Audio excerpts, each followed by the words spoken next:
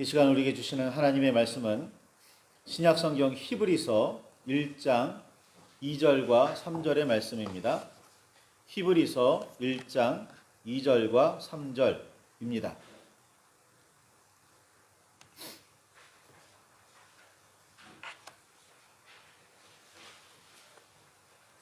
찾으셨으면 우리 함께 말씀을 봉독하시겠습니다. 이 모든 날 마지막에는 아들을 통하여 우리에게 말씀하셨으니 이 아들을 만유의 상속자로 세우시고 또 그로 말미암아 모든 세계를 지으셨느니라. 이는 하나님의 영광의 광채이시요 그 본체의 형상이시라. 그의 능력으로 말씀으로 만물을 붙드시며 죄를 정결하게 하는 일을 하시고 높은 곳에 계신 지극히 크신 이의 우편에 앉으셨느니라. 아멘. 주님 우리의 마음을 여시어 말씀을 깨닫게 하옵소서. 아멘.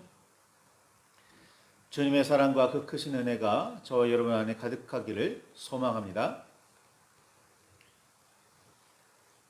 단어의 뜻을 아는 일은 생각보다 매우 중요합니다.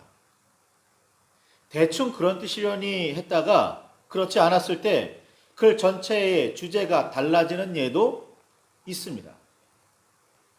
시대의 변화나 상황과 말투에 따라 전혀 다른 의미가 되기도 합니다. 어떤 문장에 어떤 상황이 어떻게 쓰이느냐에 따라서 같은 말이라도 다른 뜻이 되기도 하지요. 소리는 같지만 뜻이 다른 말들도 있고 그 반대로 단어의 뜻은 단어는 다른데 뜻이 같은 예도 매우 많습니다.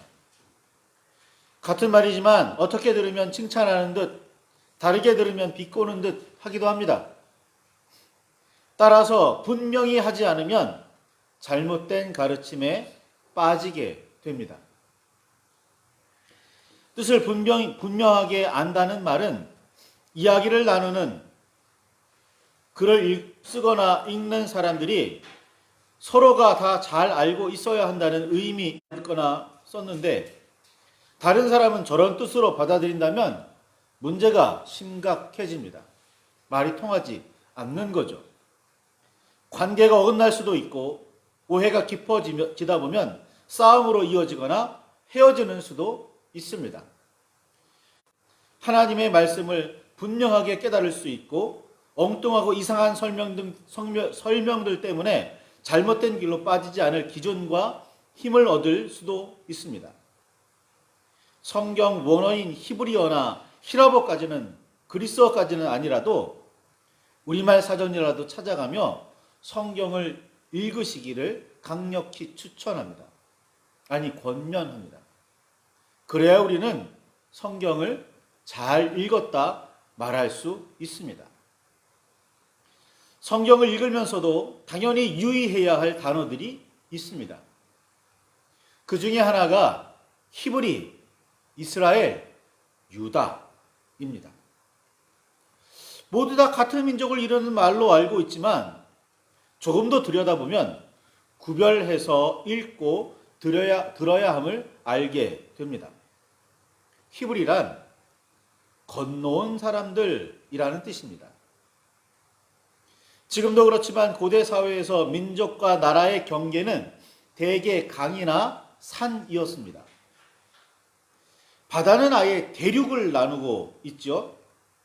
높은 산과 깊은 강은 넘고 건너기가 매우 힘들고 어려웠기 때문입니다. 심지어 산과 강 자체가 공포의 대상으로 여겨질 정도로 넘거나 건너기가 아예 불가능한 경우도 많았습니다. 오죽하면 강 속에 괴물이 살고 산 속에 도깨비가 살겠습니까? 아버지 테라가 갈대아인의 우르를 떠나 가나안으로 가고자 했던 이유를 고고학자들은 몇백 년 정도 계속 걸쳐 일어났던 견딜 수 없는 기근 때문이었다고 설명합니다. 도중에 하란에 멈추어 뿌리를 내리고 잘 살다가 그의 아들 아브라함이 고향으로 여기며 친척들도 모두 거주하던 하란을 떠났던 이유는 여호와 하나님의 말씀 때문이었습니다. 이처럼 절체절명의 어려움 때문이거나 신의 명령이 아니고는 깊은 강을 건너고 높은 산을 넘어 삶의 터전을 아예 다른 장소로 옮기는 경우는 거의 없다고 보아야 합니다. 오늘 우리도 익숙하게 잘하며 충분히 안정적으로 살 수 있는 직장을 그만두고 새로운 일을 찾는 모험을 웬만한 이유와 결심으로는 할 수 없습니다. 이렇게 산을 넘고 강을 건너 다른 민족들이 사는 땅으로 이주했을 때 대부분은 환영받지 못했습니다. 말이 통하고 문화가 비슷하면 그나마 적응이 좀 쉬울 수도 있었겠으나 아무리 말이 통하고 문화가 같아도 같은 지역에 식량은 한정되어 있는 거잖아요. 물과 식량을 나누어야 하고 서로 새로운 관계를 이루는 일은 예나 지금이나 어려워하는 일 중에 하나입니다. 더구나 이주해간 지역에 강력한 힘을 지닌 민족이나 나라가 있었다면 그 사회의 하층민이 될 수밖에 없었습니다. 비교적 약자잖아요. 오늘날의 난민을 생각하면 이해가 쉬울 듯합니다. 굳이 난민이 아니더라도 외국인들에 대한 차별과 멸시는 어느 나라, 어느 민족에서도 사회를 어지럽히는 문제 중 하나입니다. 성경의 대표적인 히브리인이 바로 아브라함의 후손입니다. 갈대아 우르에서 가나안으로, 가나안에서 이집트로, 이집트에서 가나안으로, 가나안에서 바벨론으로, 바벨론에서 가나안으로, 이 이외에도 수없이 많죠. 자의반 타의반 계속 옮겨 다녀야 했습니다. 이스라엘이라는 말은 형 에서를 비롯한 여러 사람의 발꿈치를 잡던 야곱이 야복강 나루에서 하나님께 얻은 새로운 이름입니다. 밤새 어떤 사람과 씨름하며 붙들고 늘어져 놓아주지 않았던 야곱이 이름을 알려달라고 했으나 듣지 못하고 축복을 받으며 생긴 별명입니다. 야곱은 새 이름을 통해 자신이 씨름했던 상대가 바로 하나님이셨음을, 하나님의 사람이었음을 알게 됩니다. 그리고 야복 나루를 브니엘, 즉 하나님의 얼굴을 본 장소라는 새로운 이름으로 부르기 시작했습니다. 야곱, 즉 이스라엘이 낳은 12아들이 이스라엘 민족을 이루는 12지파의 조상들입니다. 그래서 이스라엘이 민족을 뜻할 때는 12지파 모두를 이루는 이름입니다. 하나님과 및 사람과 더불어 겨루어 이겼다는 뜻의 이스라엘이라는 이름은 본래 매우 명예롭게 여겨졌습니다.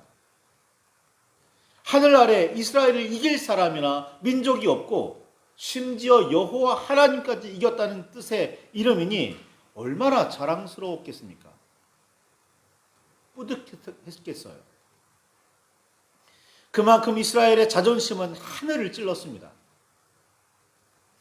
목이 곧아졌고 다른 민족을 이방인이라고 멸시하기 시작했습니다.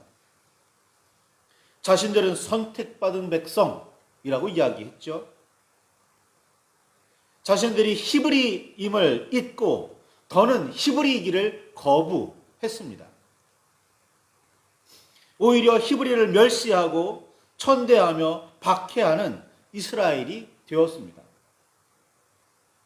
이스라엘이라는 정체성을 잘못 사용했습니다.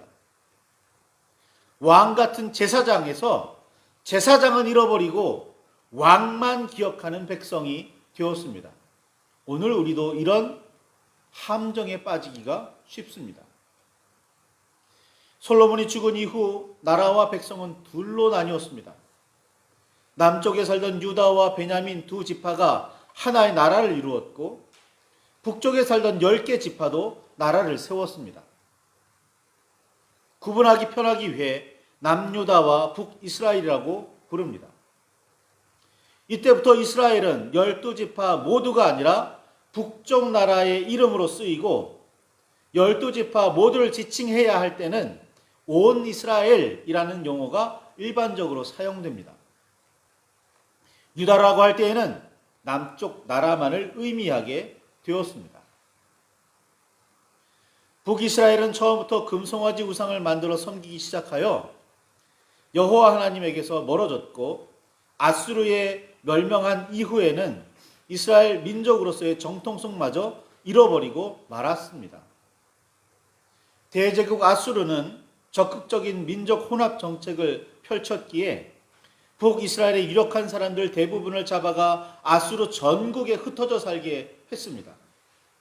또 아수르의 지배를 받는 다양한 민족을 가나안에 이주시켜 살게 했습니다. 그렇게 혼혈하게 하고 그렇게 섞이게 만들었죠. 이를 통해 서서히 혈통의 순수성이 흐려지게 했고 정체성을 잃어버리도록 만들었습니다. 북이스라엘의 대표적인 도시가 사마리아였고 후에는 가나안 북쪽 지역을 모두 사마리아라고 불렀습니다. 남유다는 바벨론 포로에서 돌아온 사람들을 중심으로 유대 민족이라는 정체성이 새롭게 싹트기 시작했습니다. 바벨론의 느부갓네살 왕 때 사로잡혀 갔던 사람들은 70년이 지나 바사, 즉 페르시아 고레스 왕 때 겨우 돌아올 수 있었습니다. 사로잡혀 갔던 사람 중 일부는 이미 정체성을 잃어버렸고 또 다른 일부는 그동안 사로잡혀 간 땅에서 다져놓은 기반을 버리지 못하고 페르시아 사회에 머물렀습니다.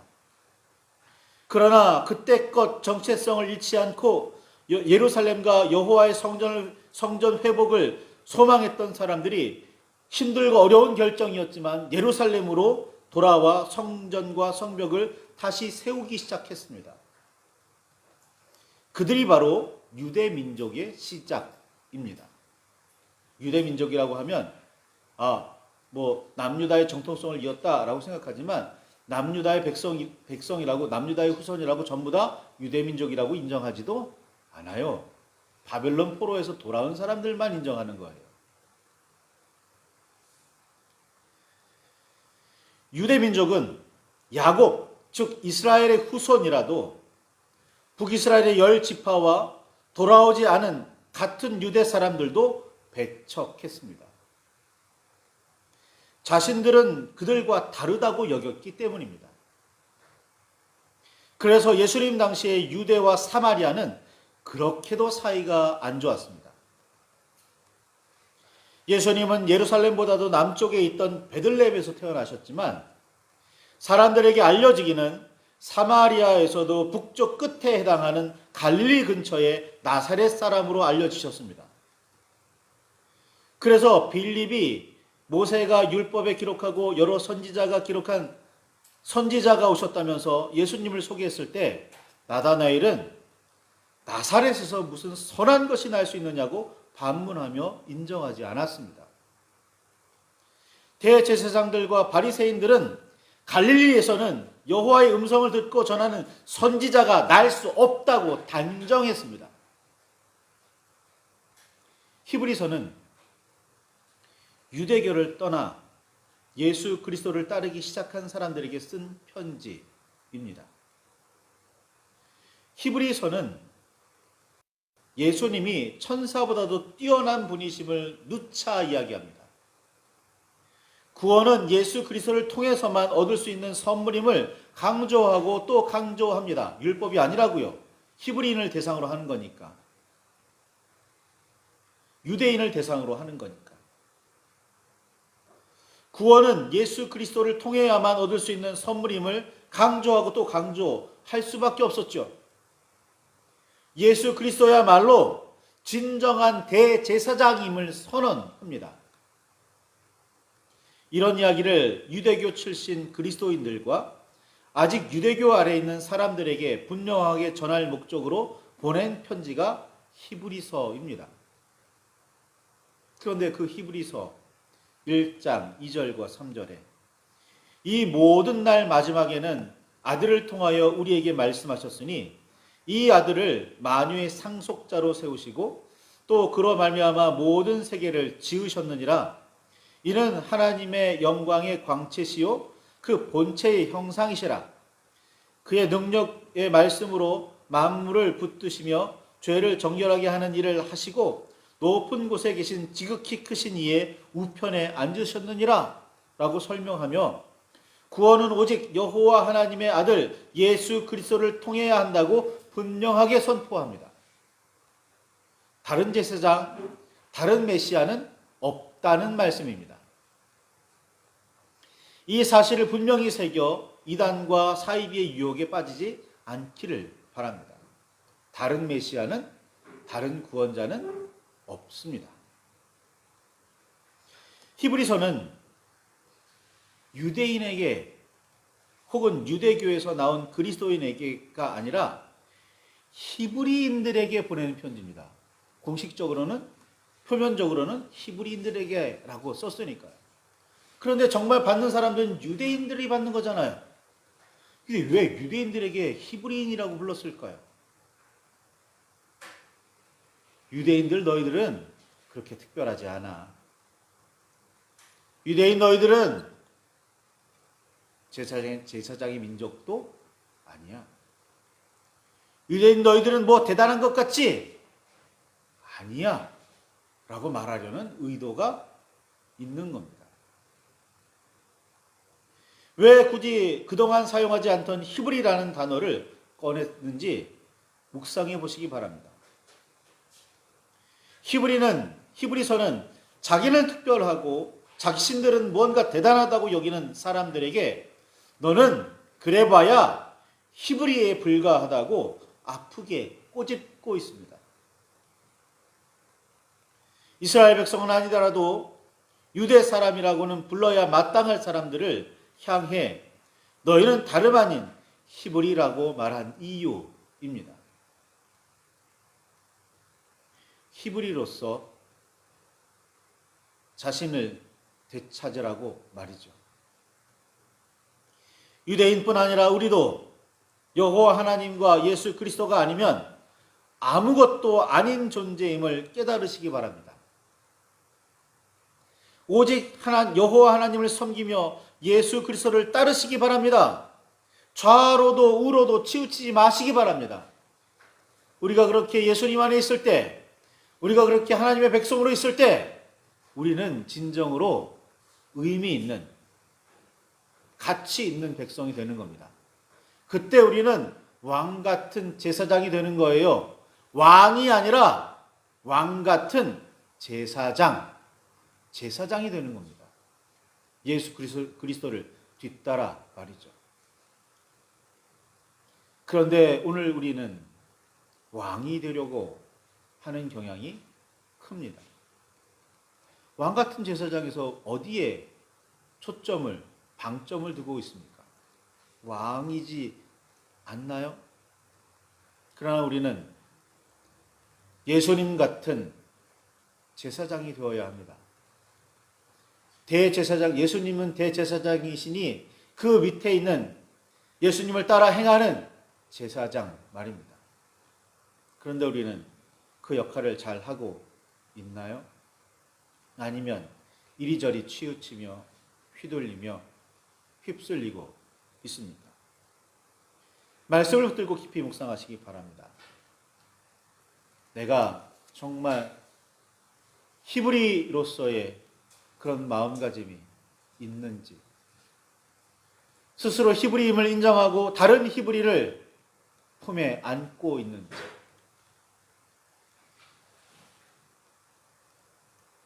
정말 예수님처럼 그들을 섬기고 사랑으로 안으며 이끌고 있는지, 아니면 왕처럼 목을 꼿꼿하게 하고 자만한 모습으로 떵떵거리려고 하고 있든지, 깊이 묵상하시기를 바랍니다. 주께서 우리를 진정한 주님의 사랑으로 하나님의 백성으로 그리스도의 제자로 삼으시기를 소망합니다. 묵상과 기도를 하실 때 주의 은혜가 저와 여러분에게 넘치기를 바랍니다.